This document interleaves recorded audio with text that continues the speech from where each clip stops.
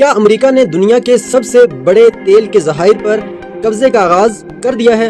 سال 2026 کے آغاز میں ہونے والا آپریشن سیڈن اسپائر کیا صرف ایک فوجی مشق تھی یا اربوں ڈالرز کے وسائل لوٹنے کا ایک باقاعدہ منصوبہ؟ آج کی ویڈیو میں ہم پردہ ہٹائیں گے اس خفیہ مشن سے جس کے ذریعے امریکہ وینزویلا کے تیل اور معدنیات پر اپنا شکنجہ کس رہا ہے۔ جنوری 2026 امریکی بحریہ نے وینزویلا کی سمندری ناکہ بندی کر دی۔ مقصد وینزویلا کے تیل کو عالمی مارکیٹ تک پہنچنے سے روکنا۔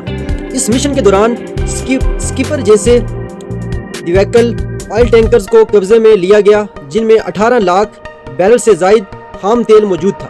یہ صرف تیل نہیں تھا بلکہ سمندر کے بیچوں بیچ کروڑوں ڈالرز کی رقم تھی جسے امریکہ نے اپنے قبضے میں لے لیا۔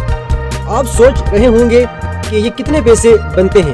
امریکہ نے وینزویلا کے تقریباً 7 ارب ڈالرز پاکستانی 20 کھرب روپے سے زائد کے اثاثے پہلے ہی منجمد کر رکھے ہیں۔ صدر ٹرمپ کی حالیہ بیانات میں واضح کر دیا ہے کہ اب امریکہ پہلے لوٹو پھر بات کرو کی پالیسی پر عمل پیرا کرے گا۔ امریکہ کا دعویٰ ہے کہ یہ رقم ان نقصانات کا ازالہ ہے جو ماضی میں امریکی کمپنیوں کو وینزویلا میں اٹھانی پڑی۔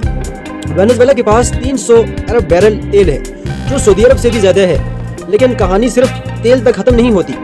سونا وینزویلا کے پہاڑوں میں دفن اربوں ڈالرز کا سونا، نایاب معدنیات، تھوریم اور کولٹن جیسی معدنیات جن کے بغیر آپ کا سمارٹ فون اور جدید میزائل نہیں بن سکتے۔